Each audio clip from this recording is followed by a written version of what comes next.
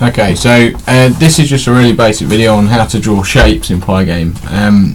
All of the code that doesn't have comments on it is the areas of code I'm not explaining in this video, so if you don't understand any of those, look at the last video where I explain all of the sort of basic bits of code that you need to set up a Pygame document. The only bits we're interested in this video is these few lines here.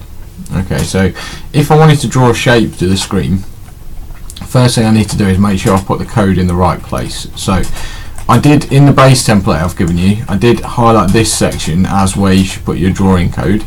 You can put it in other places, but I think for you when you're learning, this is the best place to put it because it makes a lot of sense. The first thing to do is to fill the screen white or a different colour, but just to clear the screen. Never put your drawing code before that, because otherwise you'll never see it. Because if you fill the screen white after you've drawn shapes, they won't appear. So put your code inside the drawing section after you've filled the screen. And then here's just two examples of drawing a line and drawing a rectangle. There are loads of others. You can look online in the Pygame documentation for how to draw all different types of shapes. But when you pick a shape you want to draw, it's use the method pygame.draw and then dot again for the shape. Okay, and there's different options you can put here. Then each shape is going to take different arguments. Okay, so the first one for a rectangle is it expects the name of the display it's going to put it on, or the window. So we've called ours up here, look, we've created a display and put it inside a variable called screen. So I'm going to pass that as the first parameter. Then the second one is expecting a colour. Again, you can pass it 3 numbers in a tuple for red RGB values, but because I've defined some at the top, I'm using one of those.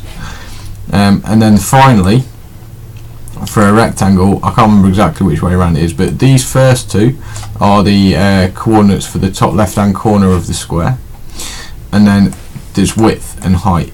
Okay, so 500 across and 50 down. It will work out how to draw it based on its starting position for the top left corner, and then it will go 500 across and 50 down and fill it in red.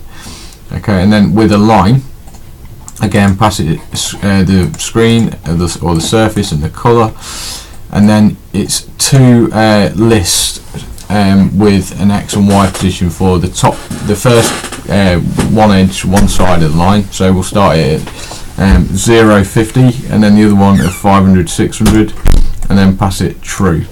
Okay, and if we run this, just so you can see what it looks like. Should have probably pressed this a minute ago. Computer's running quite slow. But when you run it, you'll see it's going to look pretty messy, to be honest. Oh, there it is.